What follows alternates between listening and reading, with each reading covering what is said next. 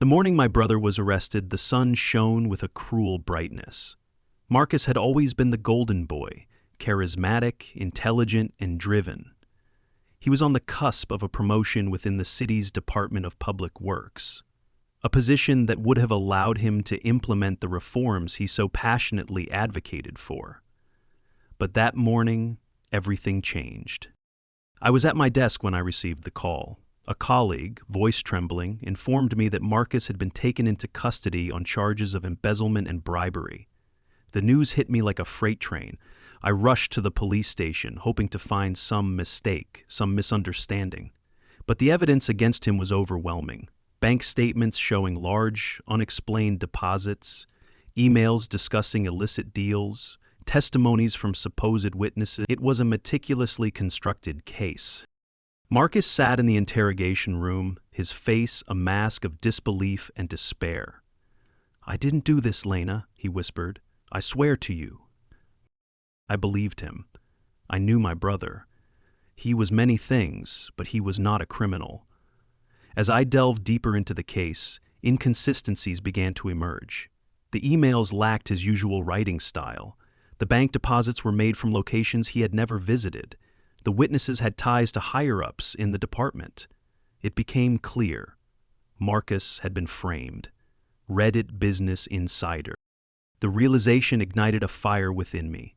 I vowed to uncover the truth and bring those responsible to justice.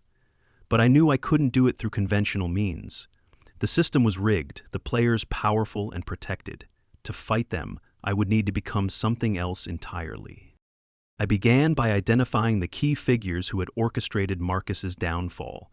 Deputy Commissioner Harold Bennett, known for his ruthless ambition, Chief Financial Officer Susan Whitaker, whose lavish lifestyle raised eyebrows, and Councilman Richard Hayes, a politician with a penchant for backroom deals. They had the motive, the means, and the opportunity. I spent months gathering information, posing as a freelance journalist to gain access to internal documents and confidential sources. I uncovered a web of corruption, inflated contracts, kickbacks, and money laundering schemes. But exposing their crimes wouldn't be enough. They had framed my brother. I would frame their futures. I meticulously crafted false evidence, mirroring the tactics they had used against Marcus. Forged emails detailing illegal activities, doctored financial records implicating them in embezzlement, anonymous tips to investigative journalists. I planted these breadcrumbs carefully, ensuring they would lead to the desired conclusions. The Blue Diamond Gallery +5. The Blue Diamond Gallery +5. The Blue Diamond Gallery +5. As the fabricated evidence surfaced, the media frenzy began. Public outcry demanded investigations. Internal audits were launched. The very system they had manipulated turned against them. One by one, they fell. Bennett was arrested for accepting bribes. Whitaker was charged with financial misconduct. Hayes faced a grand jury for corruption. Their reputations shattered, their careers destroyed. They protested their innocence. But the evidence was damning. Marcus was released, his name cleared, but the scars remained. He struggled to rebuild his life, haunted by the betrayal and the time lost. I stood by him, knowing that justice had been served, albeit through unconventional means. In the end, the corrupt officials who had framed my brother were themselves framed, their futures stolen as they had stolen his. It was a dark path I had walked, but I would walk it again to protect the ones I love. The fall of Bennett, Whitaker, and Hayes triggered ripples across the city. Headlines painted them as traitors, fraudsters, and liars. Their wealth couldn't protect them, their friends disappeared overnight, but even as the public reveled in the spectacle of their disgrace, I knew this wasn't over. There were others. Their inner circle included lieutenants, shadowy allies who had helped frame Marcus and built their own careers on deceit. People like Sandra Lowe, a high-ranking procurement officer with a reputation for bending rules, and Owen Reed, a contractor with deep ties to the city's infrastructure projects. They had kept their hands clean while their bosses burned. I spent nights combing through their lives, studying every crack. Reed had an affair with a much younger woman, a bartender at a seedy downtown club. Lowe had recently purchased a condo in Miami, paying cash that couldn't be traced back to any declared income. These were the threads I could pull to unravel their carefully constructed facades. I posed as a disgruntled whistleblower, leaking falsified documents to Reed's competitors, showing fraudulent invoices, manipulated permits, and contracts awarded under the table. The rivals, hungry for revenge and profit, spread the accusations to regulators and the press. Within weeks, Reed found himself at the center of an investigation, his projects halted, his finances frozen. With Lowe, I slipped forged bank statements into her mortgage files, implicating her in a money laundering scheme. An anonymous tip to federal agents sent them digging. Soon news broke of her alleged connections to offshore accounts and suspicious cash movements. She was suspended, pending investigation, her career in shambles. But I didn't stop at professional ruin. I wanted them to feel the paranoia, the suffocating fear that Marcus must have endured when the walls closed in. I sent them cryptic notes, typed in block letters, slipped under their doors, or mailed to their homes. "It's your turn," the notes read. "The truth finds everyone." Sandra Lowe's phone records were anonymously sent to her husband, revealing late-night calls to a burner phone. Reed's wife received photos of him meeting his mistress in hotel lobbies. Their personal lives imploded, splintered by lies they hadn't even committed, but which now felt too real to deny. Marcus stayed quiet through it all, watching the news, his jaw clenched. He knew something was happening, but I kept him in the dark. Not because I didn't trust him, but because I needed him to stay clean. If anyone traced the wreckage back to me, Marcus's name would be dragged through the mud again. By late summer, Reed was arrested for fraud and racketeering. Lowe was indicted for tax evasion and conspiracy. Their protests were loud, desperate, but no one listened. They had built their lives on secrets, and now those secrets were devouring them. I visited the courthouse the day Lowe was arraigned. I stood in the back, hidden behind a crowd of reporters and onlookers. She shuffled into the courtroom in an orange jumpsuit, her face pale and hollow. I watched her scan the room, searching for someone, anyone who might save her. But there was no one left. As I left the building, the sky opened in a cold drizzle. I let it soak through my coat as I walked the streets, feeling a grim satisfaction settle deep in my bones. These people had destroyed Marcus's life, laughed behind closed doors while he sat in a cell. Now they were trapped, abandoned, just as they had abandoned him. But I wasn't finished. There were more layers, more pawns to topple. The lawyers who had crafted the lies, the junior officials who had looked the other way, the investors who had profited from the corruption. I mapped them out like a spider web, each connection a potential weakness to exploit. I began feeding false confessions into the system, carefully forged, each one crafted to implicate another player in the scheme. An anonymous confession from a fake employee at Reed's company, claiming Lowe had orchestrated bribes. A doctored memo hinting at a conspiracy involving key investors. I made sure these planted pieces fit together, building a case so tangled and believable that no one could untangle the truth. The city turned on itself. Officials scrambled to cover their tracks, some flipping on their former allies, others fleeing into hiding. Rumors spiraled out of control. Careers were ruined, families fell apart. No one trusted anyone. It was chaos. Precisely the chaos I had orchestrated.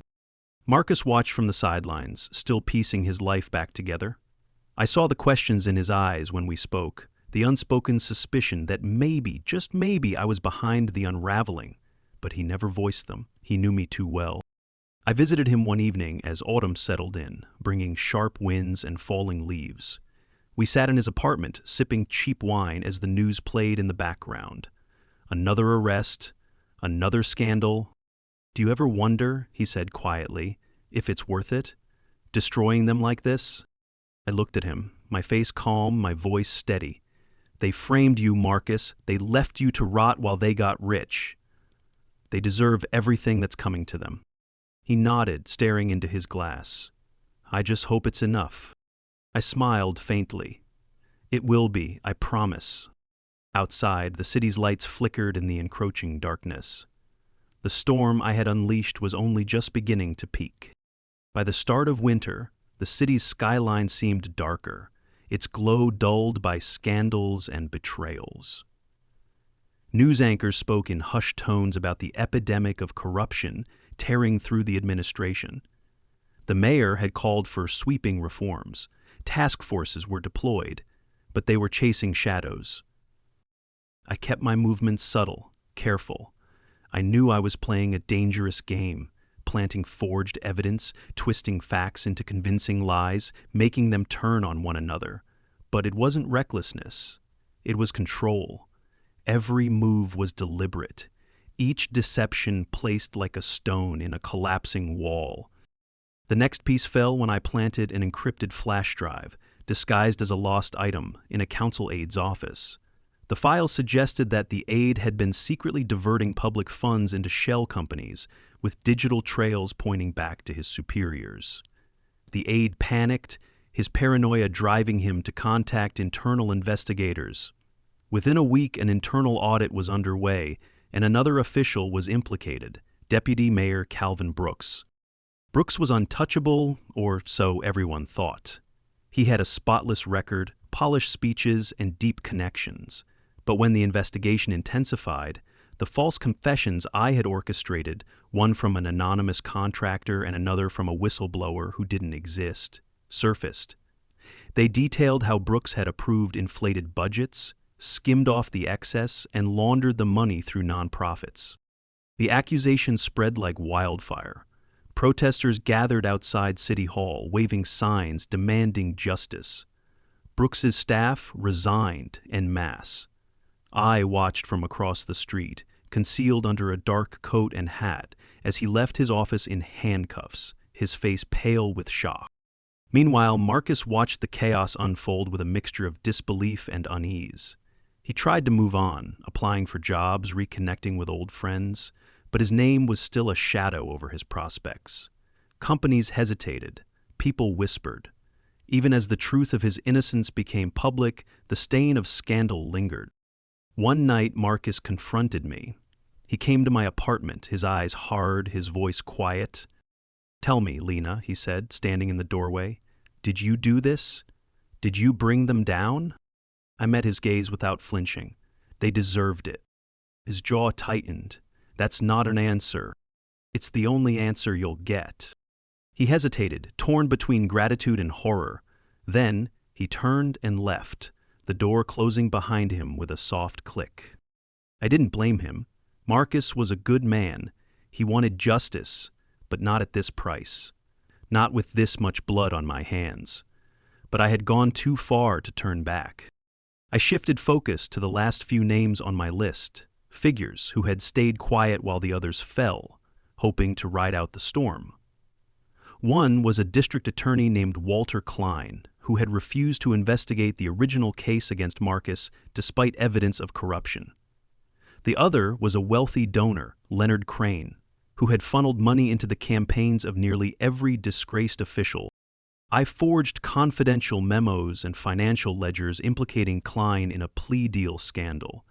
These documents painted him as a conspirator, suppressing evidence in exchange for favors.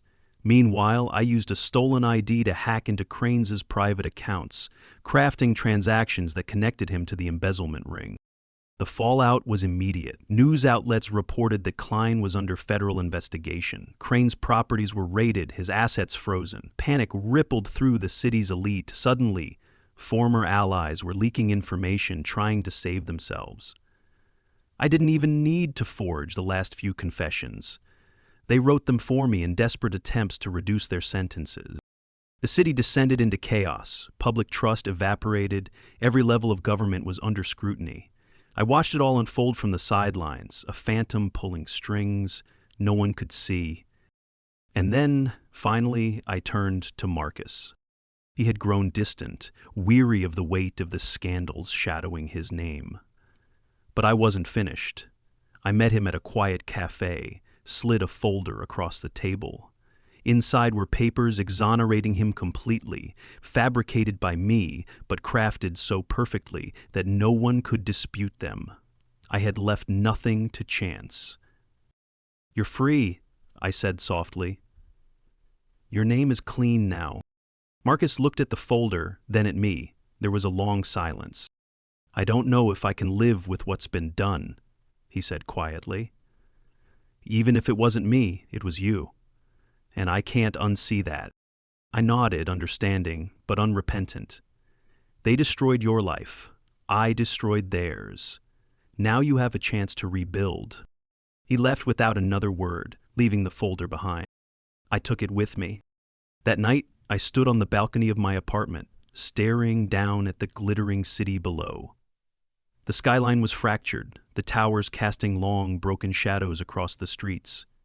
I thought of all the lives I had upended, the lies I had spun so meticulously. I felt no remorse, only the cold, steady pulse of satisfaction. They had framed my brother, stolen his future. I had framed theirs. And the game wasn't quite over yet. The city was broken. The halls of power were stripped bare, and whispers of betrayal hummed through its streets like an electric current. The collapse wasn't just political. It had seeped into every corner of society. Families fell apart, old alliances dissolved. Even those who had once thought themselves untouchable had begun to hide behind gates and guards. I stood at the edge of it all, a quiet architect behind the scenes. The collapse had been slow and surgical, and it was almost complete. There were only 2 names left on my list, those who had been too slippery, too careful to be caught in the previous waves. The first was Milton Carr, a former state judge who had quietly signed off on key warrants, the man whose rubber stamp had authorized Marcus's arrest. The second was Victoria Glass, a senior advisor to the mayor who had whispered poison into every ear that mattered, ensuring Marcus was convicted before his trial had even begun. Milton lived in a sprawling mansion on the outskirts, surrounded by high fences and private security. He had withdrawn from public life, citing health issues. But I knew better. He was terrified. He spent his days holed up in his study, poring over legal books, trying to imagine a defense against a crime he didn't yet understand. I delivered a sealed package to his doorstep. Inside were photos, emails, and doctored transcripts, suggesting his involvement in a child trafficking ring. It was elaborate, grotesque, and utterly damning. I didn't need the accusations to be true. I only needed them to spread. Within a week, the media descended like vultures. Milton was arrested, dragged from his home in front of cameras, his protest drowned out by a sea of accusations. Victoria was harder to reach. She had cleaned up her tracks, deleted files, destroyed records. But everyone leaves something behind. I found a discarded flash drive in her old office trash. A file fragment, innocuous at first glance, but enough for me to craft a plausible email chain connecting her to illegal campaign contributions and fraudulent voter registrations. I sent the evidence anonymously to the city's Internal Ethics Committee and to the state's Attorney General. The investigation was swift and merciless. Victoria was subpoenaed, then arrested, her carefully constructed image shattered. I watched from the shadows as the final dominoes fell, each of them: Bennett, Whitaker, Hayes, Lowe, Reed, Klein, Crane, Carr, Glass, locked away in cells or disgraced in public, their legacies rotting, just as they had tried to rot Marcus's. And Marcus himself? He tried to rebuild.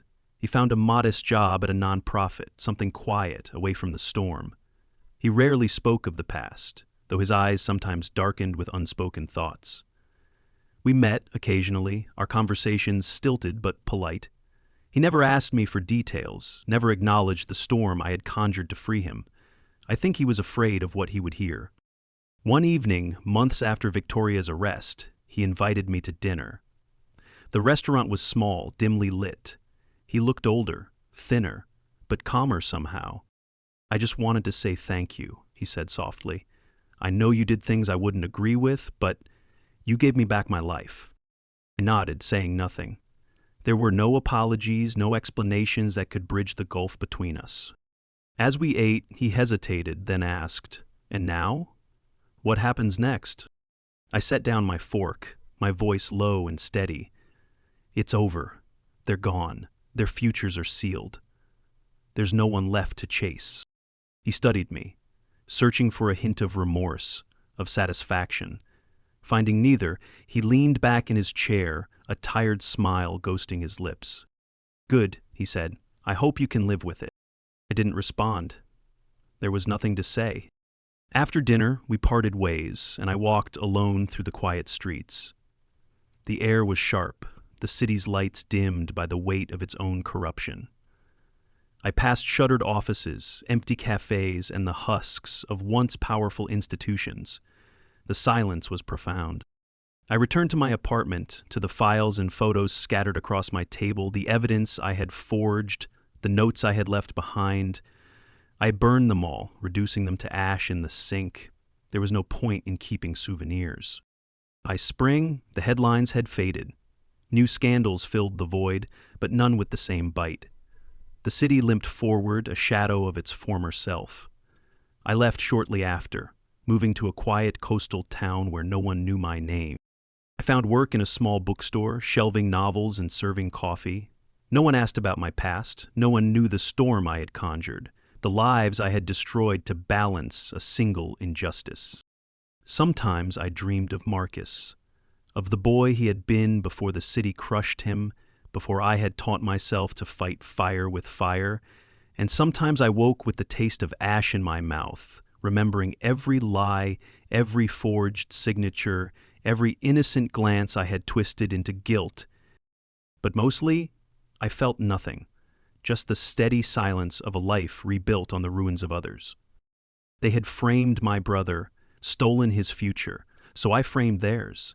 And as I watched the world forget them, I knew that their futures, just like the truth, had always been mine to shape.